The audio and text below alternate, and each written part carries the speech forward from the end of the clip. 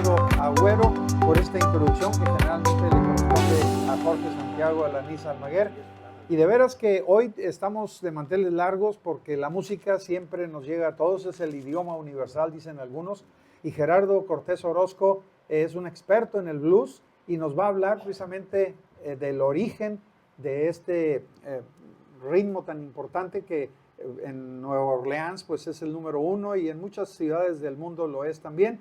En Monterrey no se queda atrás, ahorita nos lo va a explicar cómo está su inserción o su introducción ya directamente aquí en nuestra ciudad de Monterrey, que es un foco, es una especie de telaraña que de aquí se difundió para todo el noreste de México, pero él nos los va a explicar mucho más y le vamos a dar ese tiempo tan importante. El presentador es nuestro presentador de lujo, Tomás Corona, que se ha vuelto un experto en este tipo de trabajos. Yo no quiero ampliarme mucho, pero sí felicito a Gerardo y a su talento con su guitarra y a ese conocimiento que ha almacenado. Y doy la más cordial bienvenida a todos. Hay cronistas como José María Chávez, hay doctores para que si alguien se siente mal, tenemos, además de Ricardo Agüero, pues, ¿verdad?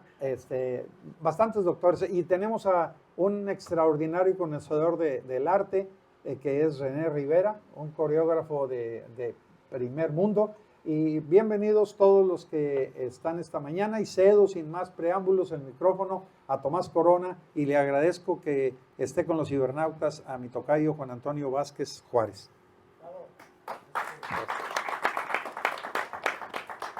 Muchas gracias, buen día de nuevo a todos. Pues hoy Euterpe, la musa de la música, está de plácemes. Hoy el arpa y la lira históricas desde los griegos vuelven a sonar aquí en los miércoles literarios, que aunque son literarios se hacen acompañar de otra bella arte como otra música, ¿sí? Específicamente el blues, que es un movimiento musical que se origina con la raza afroamericana o afroamericana y lo escucha uno a veces sin entender la situación de su contexto, de su realidad, pero es una música que enerva los sentidos, es una música que ayuda a la contemplación, a la meditación, y es muy bella en ese sentido. Me voy a permitir leer una breve historia de vida de Gerardo Cortés Orozco. Es músico y docente, dos profesiones que ejerce con pasión, y a esta se agrega además ser locutor de radio y conductor de televisión en Radio Nuevo León y en el Canal 28. Creo que lleva casi 30 años ya. Así es. En esa labor. Tiene la especialidad en música y el ser promotor cultural se dio al ver la necesidad de visitar espacios de expresión del medio cultural y conectar al público ávido siempre de arte y cultura. Este oficio lo ha llevado con buenos resultados por más de 25 años a través de sus conciertos y conferencias como la que hoy nos ofrece. Considera que llevarlas a cabo en las distintas ramas del arte es obligación de todo promotor cultural. Le damos la bienvenida al buen amigo Gerardo Cortés y su música de blues. Adelante. Muchas gracias. Muchas gracias, estimado Tomás, estimado público. Pues bien, les agradezco enormemente. Me permitan estar aquí. Hace algún tiempo tuve la oportunidad de llegar a este lugar por el año de 1988. Muchos de ustedes no estaban, eran muy chiquillos cuando yo llegué aquí. Llegué a raíz de éramos estudiantes todavía de la Universidad Regiomontana en el área del jazz y una película producida por Clint Eastwood, la de Bird, nos llevó al cine. Un grupo de entusiastas tenían un club de jazz desde los años 60, años 70 y aquí comenzaron a sesionar a raíz de ello. Entonces llegamos nosotros, tuvimos la oportunidad acá en la sala Alfonso Reyes de compartir un poquito de ragtime, de blues, con unas personas que pues, no recuerdo los nombres porque la verdad fueron presentaciones muy efímeras, pero fue la primera ocasión que tuve la oportunidad de estar aquí. Ya después, ya en forma, ya obviamente graduado y ya con un poquito más de movimiento, en el último lustro de los 90s y sobre todo en el 2000, ya en este siglo, pues bien, a razón y a raíz de las buenas relaciones que tenía con la gente que estaba en la Casa de la Cultura, lo realizábamos con muy buena entrada como la que tenemos el día de hoy, lo cual agradezco que pues, nos permitan compartir en un día difícil, en un horario también algo complicado, pero todavía estamos de vacaciones. De hecho, por eso es una de las razones por las cuales estoy aquí, porque no comienzo clases y no me hubiese sido muy complicado asistir, pero bueno, qué bueno que las condiciones se dieron. Entonces aquí tuvimos mucha oportunidad de compartir música de jazz, música de blues. La sala Alfonso Reyes, modestia aparte, siempre lucía abarrotada, y eso que en esa época, los miércoles, competíamos con el fútbol. Curiosamente, alguien tenía la grandiosa idea de programar un partido de fútbol, y incluso la gente de logística de la Casa de la Cultura me decía, es que hay fútbol, me dice, se me hace que no vamos a tener gente. Ya, pero cuando visitaba estaba llena la sala. De hecho, me tocó ver que había gente sentada en el suelo. Ya no había capacidad y les permitían, porque pues es una labor la cual no se le debe de negar el acceso a ninguna persona, sin importar la situación. Si hay sobrecupo en otras cosas, ¿por qué no manejar un sobrecupo en cosas que creemos que verdaderamente pueden valer la pena? Digo, no solamente porque uno lo realice. Cualquiera de nosotros, yo creo que debemos también de aplicar un criterio similar, y las cosas seguramente van a tener otra línea diferente. Pues bien, el objeto que me tiene el día de aquí es para platicarles un poco de la historia del blues. Hace algunas semanas llegamos a cumplir nuevamente ya el ciclo de estar 29 años de estar al aire en Radio Nuevo León, donde los invito todos los sábados a las 6 de la tarde a disfrutar de la música de blues, de la plática, del contenido, de la historia del músico, que no solamente es músico tradicional de blues, que creemos que es el norteamericano. Realmente en cualquier parte del mundo se toca blues, en Monterrey también. Y ahí nos hemos dado a la tarea, a través de las redes sociales, de contactar muchos músicos y llevar poco a poco su historia, su música. Y pues bueno, creo que lo estamos haciendo semana tras semana. No fallamos ni en pandemia. En pandemia hasta hacíamos los programas grabados, que de hecho tuvimos varios protagonistas. Pues mi perrito, que siempre ladraba ahí mientras yo grababa las intervenciones, y eso nos pasó a muchos locutores. No teníamos otra forma porque teníamos que estar en casa, no podíamos salir, pero no interrumpimos los programas. De pronto uno que otro ahí se repitió, porque pues sabíamos cómo se nos agudizó esa crisis, y ahí hemos estado ahí laborando. Pero la parte de la investigación que a mí me ha tocado realizar de manera independiente, también para conformar los programas, es que Monterrey es una mina inagotable de música. Yo creo que estaremos de acuerdo que no solamente la música popular es lo que ha permeado desde hace mucho tiempo. Probablemente no hemos tenido la oportunidad de ser más insistentes o ser más amplios para poder entender cuál es la verdadera importancia dentro de la música. Primeramente, en la historia universal y específicamente en los Estados Unidos, el papel del músico mexicano fue muy importante para insertar primeramente el instrumento que por tradición conocemos y que seguramente en muchas de nuestras casas tenemos, que es la guitarra. La gente afroamericana, que llevó prácticamente extraída de su tierra de África, y la migración que tuvo fue a tratar de expandir esa forma musical que al principio no tenía una definición tan clara. Néstor Ortiz Odérigo, que es alguien que consulté mucho, un escritor argentino, hace una amplia explicación del origen de la música de blues. La gente de color generaba unos cantos que incluso, pues bueno, arrastraban ciertas notas, parecían como unos lamentos, sin conocer, sin tener un conocimiento musical, porque sabemos que no lo tienen, vienen arrastrando una historia de no conocimiento, al menos en las líneas generales, solamente la naturaleza les daba. Los musicólogos fueron generando esa medida de esos cantos que esa gente de color tenía, y fueron encontrando que tenían una medida de 12 compases. Ya en la línea occidental y conformada con la oriental comenzaron a ver ciertas similitudes en forma, y fue ahí como se fue dando el origen de lo que fue la música de blues. Fue asociado primeramente a un contexto de tristeza. Esa gente, cuando llega a las distintas comunidades en Norteamérica, por la zona del Golfo, un poquito más hacia el norte, fueron llegando a muchas comunidades, y muchos de ellos prácticamente vendidos, como sabemos, como la historia nos ha estado marcando. De alguna otra manera, la música para ellos era la comunicación, era comunicar su dolor, su tristeza, era comunicar inclusive que el amo venía y tenían que pues ponerse a trabajar, porque si no eran sometidos a un yugo muy, muy fuerte. Entonces poco a poco se fue mostrando esa forma de lamento a después un canto popular, con los mexicanos que a mediados del siglo XIX fueron llegando a esa zona, el famoso trayecto a través de tener otra economía diferente, fueron llevando sus canciones incluso se habla, hay un compañero músico e historiador de Ciudad de México llamado Juan Ávila. Él es el que ha llenado de las distintas carpetas de información a través de investigación, y él nos habla de cómo un núcleo de trabajadores, vaqueros le llamaba él, llegaban con una guitarra que incluso llegaban hasta caballo y les enseñaban a los americanos a montar porque ellos desconocían todo aquello. Hay que recordar que la mayoría pues eran europeos, españoles, alemanes, que fueron poco a poco invadiendo los Estados Unidos y desterrando a los nativos americanos, que sabemos que son gente que tienen reservaciones. A final de cuentas fue prácticamente sacar de tajo toda esa gente para insertar otra cultura que es la cual que nosotros vivimos. No nos queda otra alternativa más que ahora sí que dejar que las cosas fluyen y tratar de vivir de todo aquello, porque también la música nativa americana tiene su forma, tiene su situación, pero bueno, eso no nos tiene aquí. Nos tiene más que todo la música de blues, y fue esa conformación de irse manifestando esa gente de color al paso del tiempo y a finales del siglo XIX y a la llegada de Porfirio Díaz en el famoso dictadura fuerte que tuvo durante muchos años.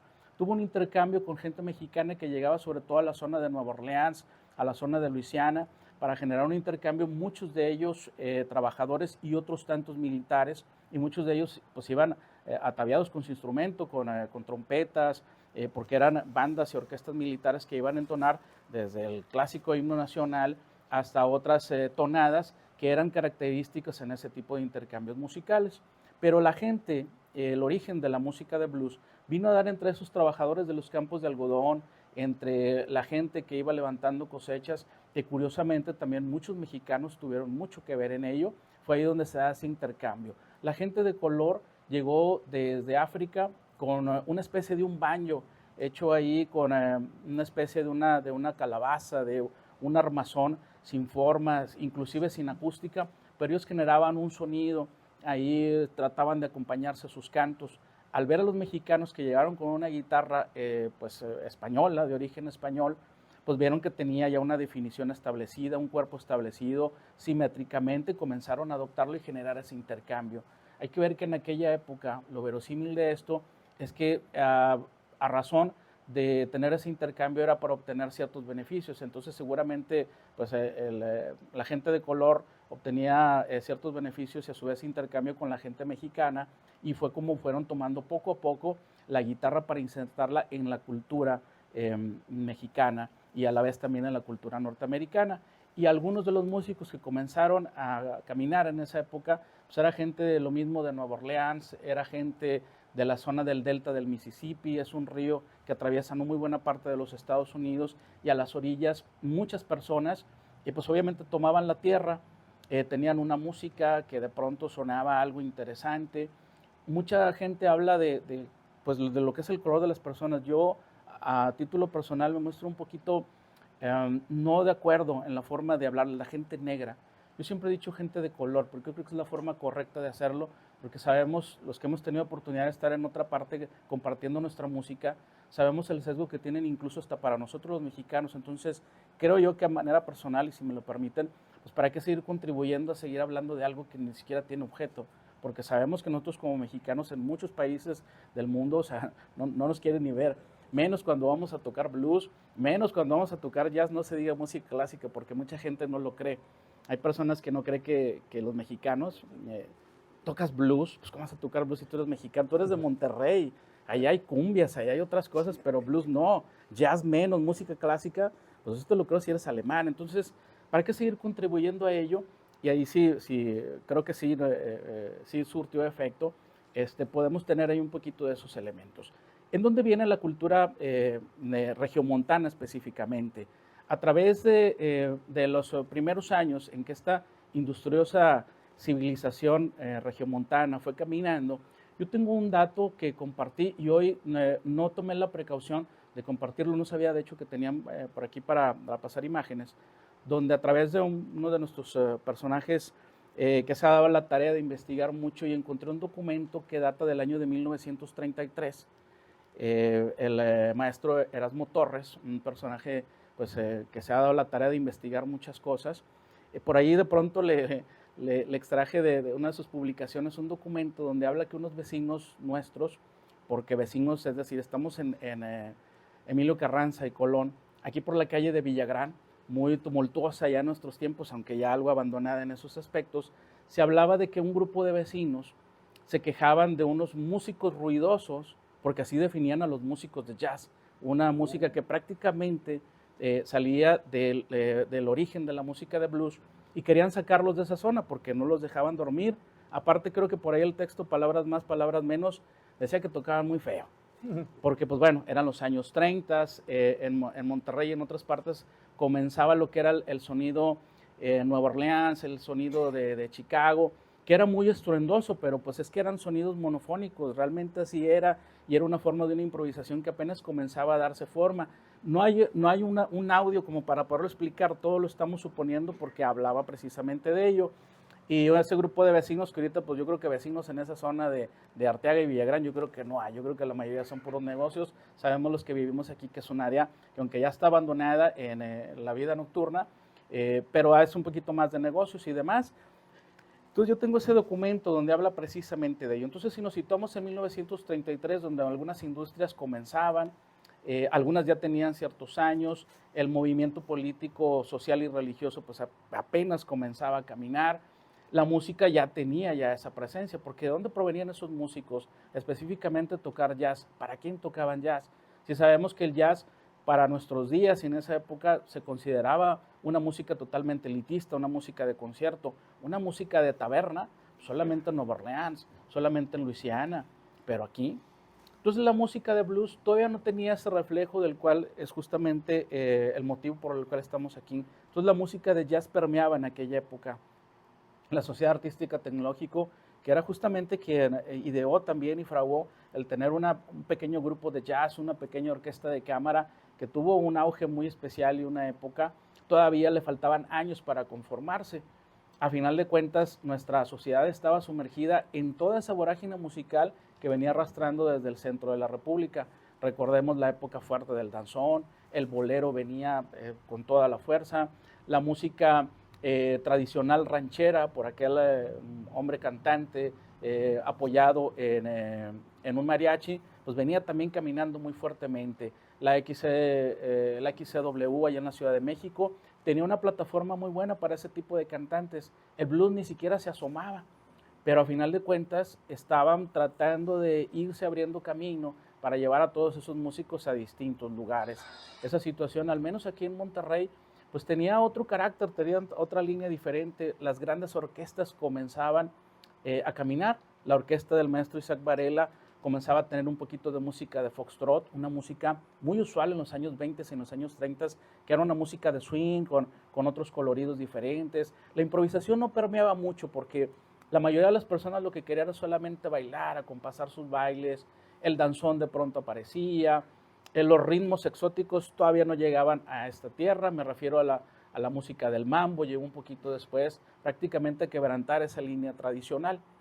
Pero ya si nos enfocamos en los años 50 hacia una parte del origen del blues, justamente se daría en una época muy importante para nuestra sociedad, específicamente del rock. A finales de los años 50, aunque ya en Estados Unidos se había establecido desde 1952, justamente en 1958 una agrupación llamada Los Rockets, la historia los marca como el primer grupo de rock and roll en español. Ahí la primera situación social que vemos es que los grupos no todos tenían la forma de interpretar temas en música con letra en inglés, a pesar de que muchos de ellos estudiaban en escuelas pues en el que les enseñaban un poco de inglés, todavía no estaba establecido como tal, venían de colegios. Muchos de ellos tenían que hacer una adaptación o una interpretación diferente, un poquito más suave. El rock and roll cuando aparece en los Estados Unidos apareció como una línea muy fuerte, pero no tanto porque la música lo tuviese, sino porque las primeras manifestaciones fueron de gente de color, que venían de la música de blues y de pronto decidieron por alguna otra razón hacer la música un poquito más simple, menos improvisación, más letra, más mensaje, pero esos mensajes estaban llenos de historias de repente un poquito macabras, de repente un poquito fuertes para nuestra sociedad y que no se diga para la sociedad norteamericana. Entonces muchos de esos músicos comenzaron a transformar algunas letras para poder ser tocadas en la radio. El músico que estuviera en esa época forzosamente tenía que apoyarse en radio para poder llegar a cualquier parte del mundo. La televisión todavía no era muy atractiva para los músicos de esa época. Entonces, cuando llega esa música a oídos de muchos regiomontanos, pues llega a través de la comunión que se tiene con personas que llegaban a la frontera, tanto de Laredo como de Tijuana, y que de alguna otra manera llegaban esos discos de Little Richard, de Chuck Berry. Muchos de ellos, músicos de blues, cerraron a la música del rock and roll, pero las letras eran muy fuertes. Eran muy fuertes porque siempre hemos creído que la gente de color es la gente que se expresa de una forma muy directa de cualquier situación sexual, de cualquier situación social. Pero si analizamos las letras de muchos músicos de aquella época, muchos de ellos tienen por ahí un mensaje, no subliminal, o sea, directo. Además que en ocasiones, pues hacemos como que la Virgen nos habla y lo dejamos que pasen, pues para no echarnos nosotros la misma tierra. Siempre tenemos que buscar un culpable, y yo creo que el culpable fue esa gente de color. Cuando esos músicos, llamados los Rockets, y de ahí vino un sinfín de músicos, todos ellos pues se enfrentaban ante esa situación. ¿Qué fue lo que tuvieron que hacer? Retransformar las letras. De pronto se encontraron a otros personajes que los ayudaron, y algunas de esas canciones, por ejemplo, voy a dar el ejemplo de la canción de Pretty Woman, muy conocida, tema por Roy Orbison. Ellos la transformaron, y de Mujer Bonita, que pudiera ser algo fuerte en esa época, le pusieron Caminemos, Caminando. O sea, nada que ver en la traducción, era una adaptación. Homero González ayudó mucho, ya desaparecido personaje del rock and roll, ayudó mucho ello para que la letra tuviera otra línea completamente diferente.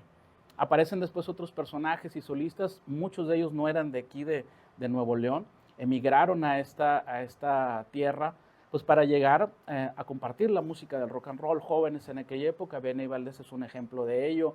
La canción de Muévanse Todos no tiene nada que ver con la canción original de Twist and Shout. De eso es la canción, tuvieron que transformar la letra originalmente porque sí hablaba de ciertas cosas muy específicas sexuales, y en Estados Unidos tuvieron que transformarla. Cuando ya lo hicieron famoso los Beatles, que se llevaron ese tema, pues tuvieron que tomar esa letra tal cual y como se las habían planteado.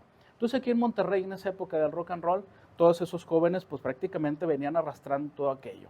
Hay que ver que aquella época, seguramente nuestros abuelos, nuestros tíos, pues veían a esos jóvenes, que seguramente algunos de nosotros ahí estábamos buscando esa música del rock and roll, como un peligro inminente para nuestra sociedad. Verlos ahí con el cabello ya un poquito largo, mostrarse renuentes al peluquero de aquella época, los pantalones de Tarlenque, de Campana, comenzaban a permear, y otra línea diferente.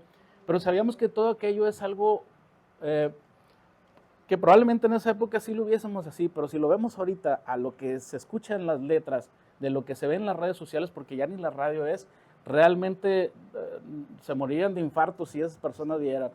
Una de las tantas razones era porque salía de la línea conservadora. Si de por sí el mambo, cuando llegó a México, se llegó prácticamente dándoles un knockout a toda la sociedad de aquella época, porque era bailes exuberantes, con vedettes, con poca ropa, y bailando a ritmos que no era nuestra costumbre. Pero sin embargo la gente de esa zona, tanto de África, de Cuba, de Brasil y de toda esa comunidad, es muy común ese tipo de baile.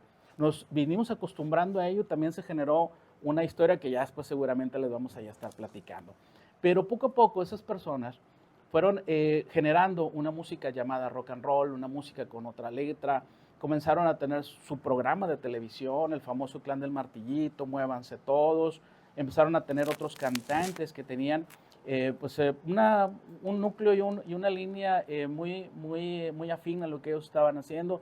Y todos esos años 60 fue prácticamente esa línea. Es ahí donde justamente aparece la música de blues, sin ser necesariamente tocada con esa forma. Es decir, ¿cómo podemos ver la música de blues? La música de blues, la raíz de ello, precisamente la tocó la música del rock and roll. Es la estructura, la parte rítmica y melódica muy similar. La diferencia es que en el blues lo que permea es la improvisación. Lo que trata más que todo es de explorar ciertas cosas que nosotros los músicos tenemos como algo que siempre queremos trabajar. Es decir, la letra y todo lo pasamos a un factor secundario. Siempre se lo dejamos a una persona que desde luego, claro, tiene que tener un cierto conocimiento amplio para poderlo generar de una forma excelente. Pero la improvisación es lo que da, porque si analizamos el tema de blues, siempre son 3 minutos lo que duran su totalidad y son 20 minutos lo demás de la improvisación, porque es el de la guitarra, el de la armónica, el del piano, de que quedan 3, 4 vueltas cada uno, se nos va el tiempo, pero esa es la esencia de la música de blues. Entonces, la música de blues aquí en Monterrey prácticamente inició con esos personajes. Muchos de ellos tocaban los clásicos de la línea de Little Richard, de Bill Haley, pero no le daban ese toque. El toque de ellos era rock and roll, era otra línea diferente. Toda esa sociedad de aquel entonces, primeramente, pues estaba azorada porque esos chicos aparecían. Yo recuerdo una crónica de nuestro buen amigo Alfonso Ayala, donde hablaba ya que en 1958-59, no recuerdo el año, en el Teatro María Teresa Montoya se presentaban los Rockets. Y uno de los saxofonistas de pronto hacía un movimiento donde flexionaba sus rodillas, pero eso causaba el grito de las chicas que estaban, que habían abarrotado. De hecho hablaba de que estaba lleno el lugar.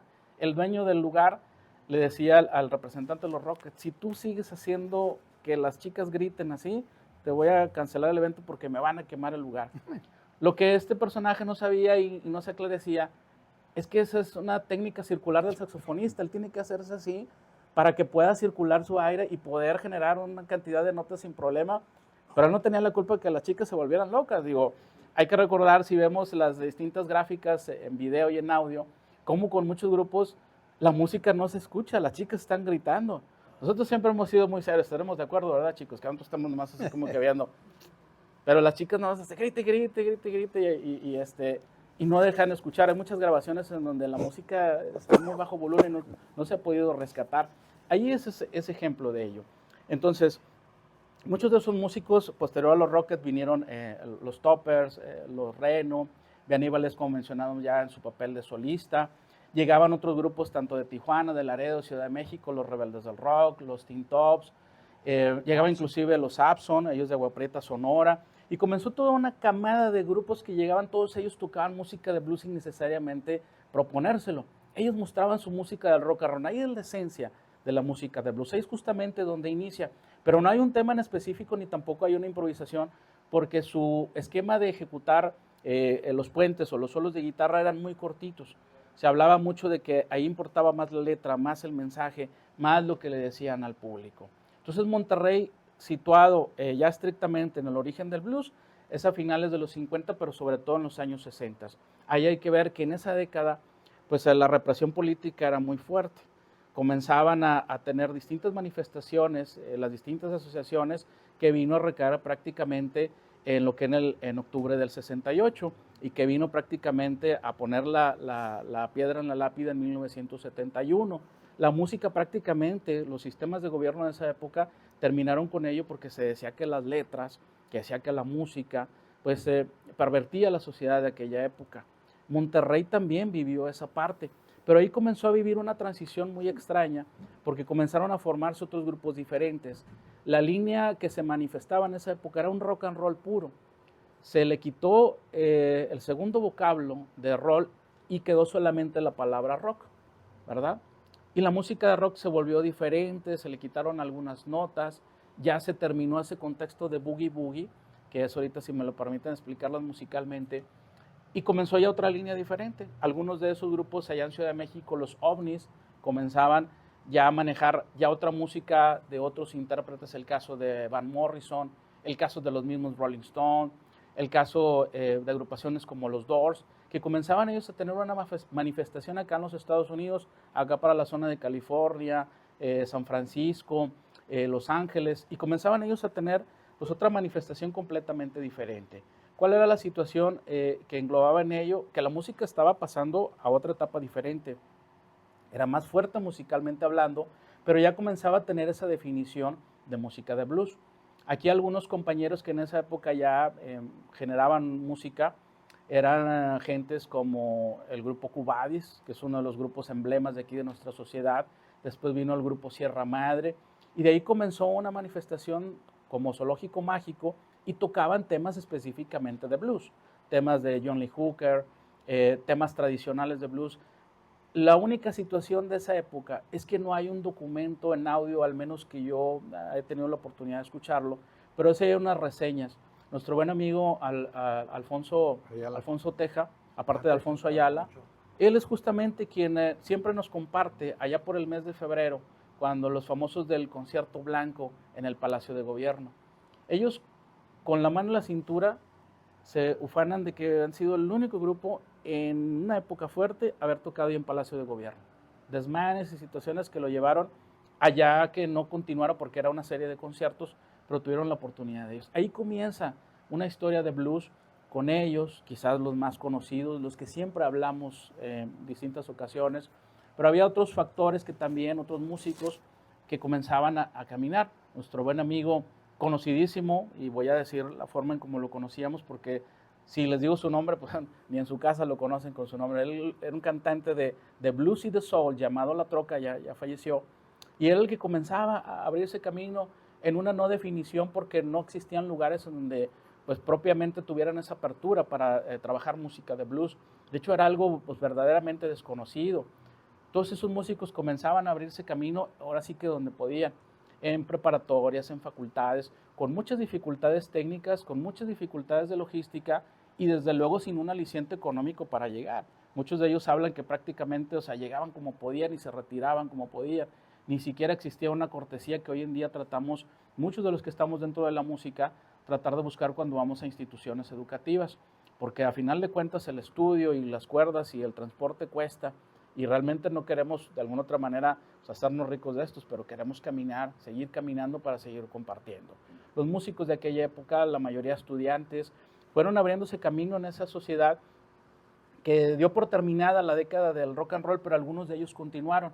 Hay que recordar que, como les mencionaba, los sistemas de gobiernos prácticamente terminaron con ello. Hubo una persecución muy fuerte que incluso también llegó hasta esta tierra, donde las personas simplemente nada más por vestir de cierta manera, con ciertos pantalones de mezclilla de aquella época, tener el cabello un poquito largo, o sea, eran inmediatamente remitidos al juez más próximo por que se le achacaban una serie de delitos que en la mayoría de las ocasiones no era cierto.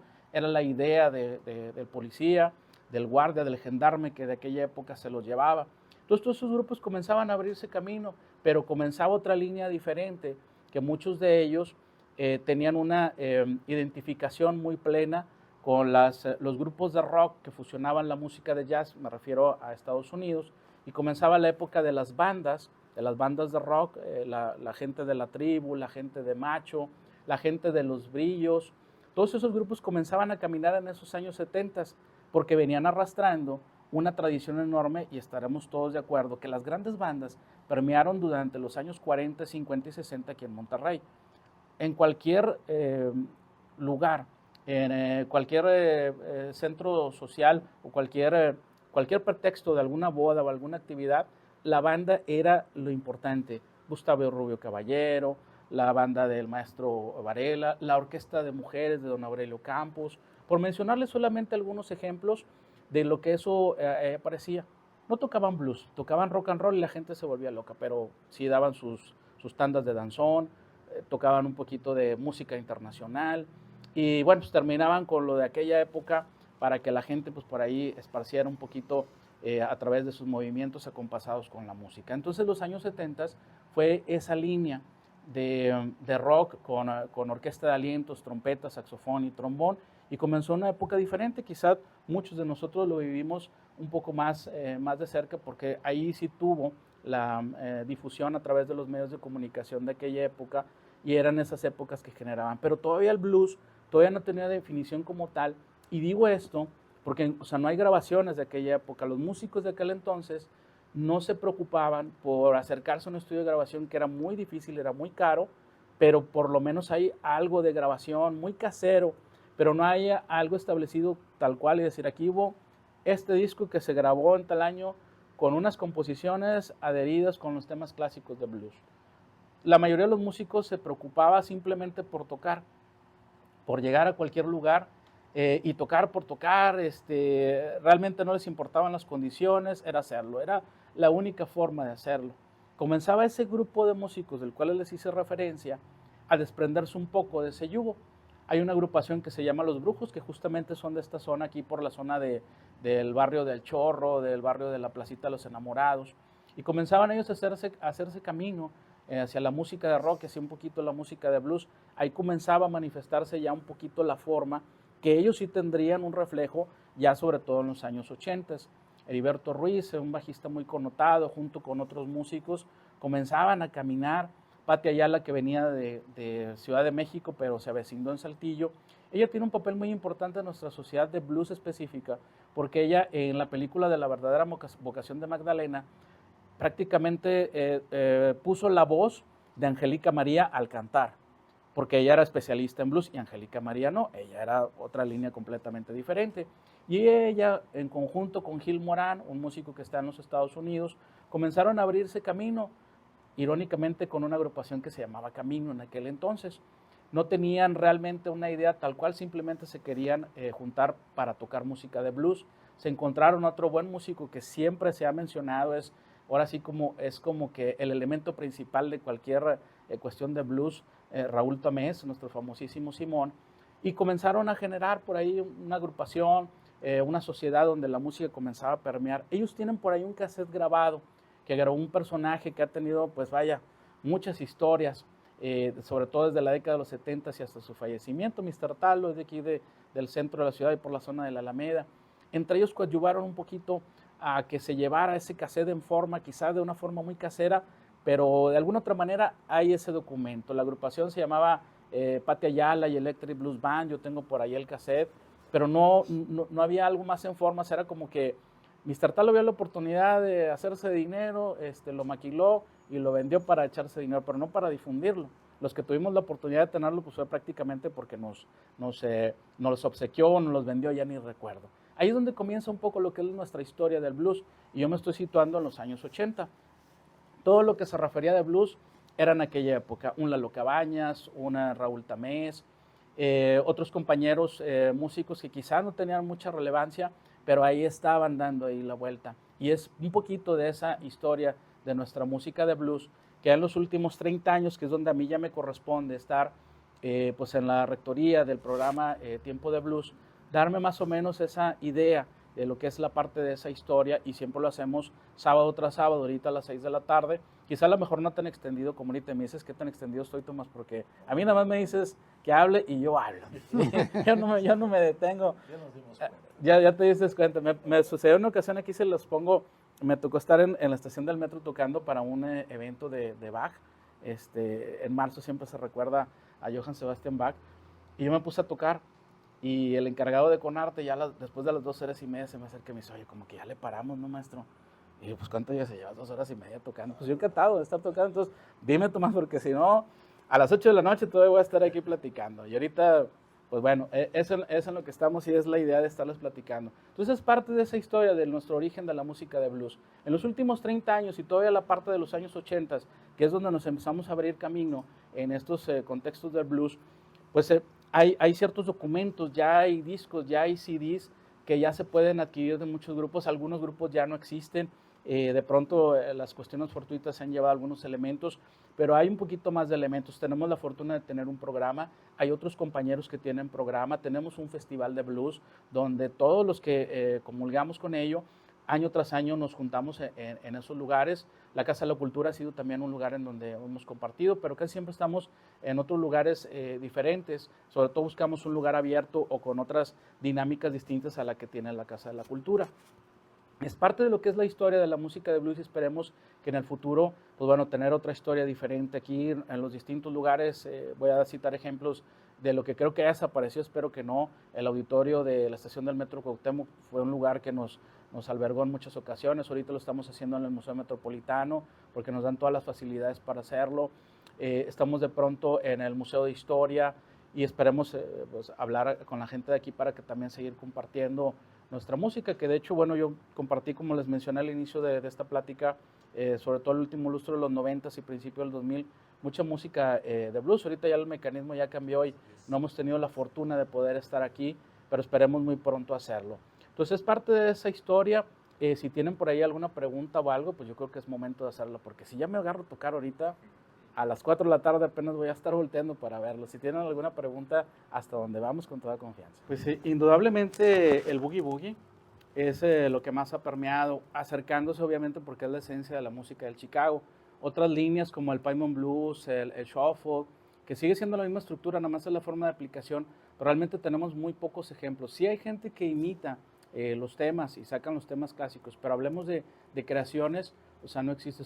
Es poca la persona que se dedica a componer, estamos más bien replicando todo aquello. Falta mucho el ejercicio de que nuestros músicos, y yo trato de, o sea, de impulsarlos porque hasta los regaño cuando no hacen su tarea, porque debemos de prepararnos para el festival, pero en ocasiones no es suficiente, tenemos que seguir trabajando, insistiendo, para realmente tener una línea y poder tocar de pronto estilo, sabemos que la costa oeste de Estados Unidos manejaba la fusión del blues con el jazz por la cercanía con las líneas cinematográficas, la línea tradicional de Nueva York, la línea clásica de Texas, el estilo de Detroit es diferente al estilo de Utah, o sea, cada estilo es diferente, pero aquí en Monterrey yo lo que he encontrado más es la línea Boogie Boogie, que es la línea más cercana con la música del rock and roll. Sí, pues disfruto mucho de conexión de gente allá, los famosos cardencheros. Hemos tenido la oportunidad de compartir opiniones, de estar en varios escenarios. Ellos siguen todavía trabajando. Nada más que yo creo que parte de lo que en ocasiones no nos enteramos es que estamos en la vorágine de las redes sociales y nos hacen creer que mucha de esa música no existe. Es como la música de blues. Digo, ahorita estaremos de acuerdo que hay tanta información que nos hace creer que en la actualidad no se toca ni danzón, no se toca ni mambo, no se toca ni cantos gregorianos. Mucha música se sigue trabajando y siempre hay un personaje trabajando en alguna parte de alguna ciudad, de algún país, y están trabajando. Nada más que es tan fuerte aquello, y yo por eso voy a atreverme a hacer esto. Lo hago a través de las redes sociales porque he tenido la oportunidad que compañeros hacen una mención de algo, que la letra o la música del personaje, yo lo regaño y le digo a veces en privado, le digo, no le des like ni menciones esto. Mejor menciona, y les he dicho, mejor critícame a mí. Dime o por decir un ejemplo, lo que yo hice, aunque no sea cierto o aunque sea verdad, que o sea, algo me faltó para hacerlo viral, porque hay que ocuparnos de lo que realmente vale la pena, ¿sí? Y yo creo que es con cualquier género musical, para olvidarnos de esa parte. Debemos de dejar que las cosas fluyan porque pues, tenemos una juventud que está latente, tenemos un medio de comunicación que tiene que vivir de algo, pero también debemos darnos esa oportunidad para que cuando alguien pregunte sobre el canto cardenche, sobre otro género, tengamos ese elemento. El canto cardenche sigue, hay festivales incluso allá en Durango y en esa zona donde se presentan los más grandes exponentes de ello y curiosamente lo configuran con música de blues, porque hay una similitud por el lamento a la forma similar en cuanto a blues. A mí me ha tocado estar en festivales de blues y aparecen los cardencheros. Y sé que todavía lo están haciendo en la actualidad y tengo mucho contacto con ellos. Entonces, esos son mis apuntes a la pregunta de Tomás. La tribu era música de rock. Era un rock fuerte. Venían acarreando la línea de la agrupación norteamericana Chicago, Blood, Sweat and Tears, y la sección de alientos que curiosamente también fueron desprendidos de la música de blues. Los Memphis Horns fueron muy característicos en acompañar a muchos músicos con sección de metales, entonces ellos adoptaron esa línea fuerte. El tema que ha sido prácticamente un emblema de todo el tiempo de la tribu de Gerardo Morales es precisamente el tema For Losing You, que pues, en idioma en inglés es el que ha permeado durante todo este tiempo, todavía anda por ahí, de pronto nos hemos saludado, y pues era prácticamente música de rock. Ahí ellos ya no se enfocaban al blues, porque de hecho pues nunca lo tuvieron esa cercanía, y buscaban una línea diferente, pero en estructura, si nos vamos a la parte técnica, muchos de estos temas tienen la estructura de 12 compases y de 10, pero no los tocaban con la forma tal cual, ¿verdad? Pero ellos eran prácticamente música. Bueno, en esencia el foxtrot estaba vinculado a la música del swing. ¿Sí? El tema más clásico aquí, aunque no es propiamente mexicano, el de Bonita, que todos conocemos, pues es nada más la forma de ir acompañando el compás. Hay unos foxtrot que son de 12 compases, pero no es propiamente tocado con la forma de blues. Pero sí tiene una cierta similitud, nada más que el foxtrot está más emparentado con el swing, con el jazz. Por compartir con nosotros sus conocimientos musicales.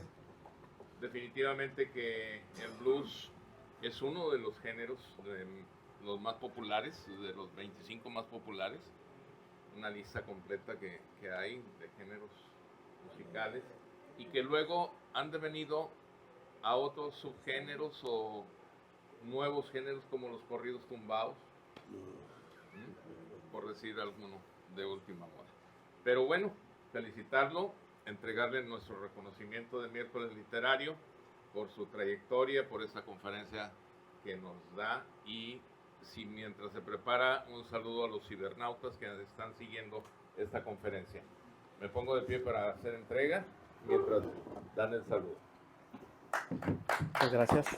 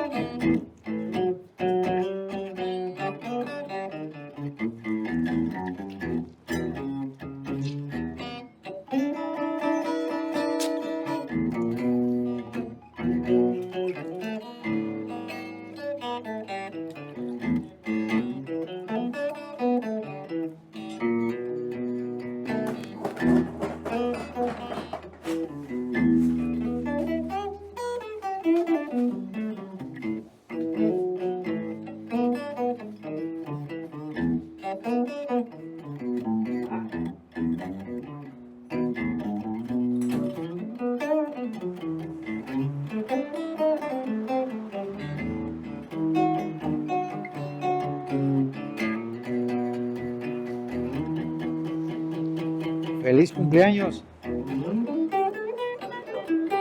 Igual, hermano, me retiro porque voy a mandar de Sí, yo también. Vas al béisbol. Total, no vas a hablar hasta la tarde, pero bueno, hasta la tarde. Dice a las 7:30, hay que estar ahí. 3 horas antes para alcanzar el anillo de Héctor Espino, que o de quién no. Fue en el 62, ya se entregó cuando fue nombrado. Héctor Espino. Ahora es del 92. Ah, ok. Otro anillo. ¿Le vale la pena? No son de colección, no son de colección. Porque Grandes.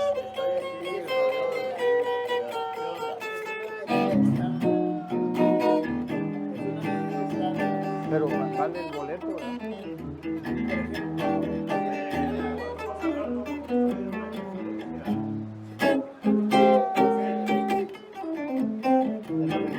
Del 91. así como están, se lo van A los primeros 7,000 o cuántos? 10. 10,000. Y ayer entregaron una figurilla de Tito Valenzuela, un jugador. ¿Ganó Monterrey? Perdió.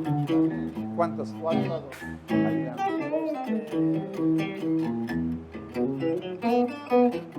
¿Y está jugando contra Tijuana o contra Acereros de Monclova? Está la estatuilla que entregaron. Ah, qué bonito, hubiera ido. Tito Valenzuela, tercera base excelente. Entonces, y también se puso a la venta la batichela. Es un bate que ahí le caben 2 cervezas. ¿A la venta? Sí, y viene el logo del 85 aniversario. No, sí vale la pena. Este, Hay que hacer cola desde temprano. sí, porque es únicamente es personal. Y esa... Yo voy a tocar un shuffle que es No, muy característico hoy no. de cada de la La zona entrada del es Texas. Es la misma por estructura, la norte. más que tiene otra forma de toque. Hay varias Ustedes entradas. de pronto La escuchan, principal no. Es la- hay es la- sonidos no, medios es extraños, para seguramente otro mi tipo maestro de- Gregorio Rangel me va a perdonar. porque Es pues, es abonado. parte de la historia Ok. del blues. De hecho, Allá es logré una técnica en la tan norte, perfecta primero y como la del maestro, segundo bueno, no nivel. tanto como la de él, como le- que a veces cuando toco blues la trato así zona de sur, equivocarme adrede última porque entrada el es blues para es eso, Bleacher, porque tiene no esa tienen estructura. derecho De una a- forma así del a famoso shuffle anillo. tejano que vino a recaer en Porque Chicago es únicamente algo tienen parecido. derecho a anillo los abonados, con lugar asignado y comprando el boleto. Sí. Y hay invitados que no tienen derecho a anillo. No, porque vamos con boletos de cortesía. De cortesías no vale. Hay un boleto comprado por línea o por físico o por el abono o lugar a que no vale ese boleto. Esos entran por abonados. Son tres lugares para entrar. La gente Pues sí, porque tienes que caminar bastante. en el primero, fue general, hubo un problema grandísimo. Sí, con los que ya tenían abono, ¿verdad? Sí, ahí se metió todos. Ahora los separan. Yo tengo abono. Afortunadamente, mi esposa, compañero de trabajo, Tienes que ir a pagar. Está bien. 280 pesos vale el la anillo. figura esta, vale mucho. Por supuesto. ¿Quién más sabe? Estaba el padre Elías. Buena onda. No, yo ya me he retirado y a las 7:30 tengo un evento. Entonces sería nada más ir por la estatuilla y venir. No. Digo, no por la estatuilla, por el anillo. No, a ver si en la otra.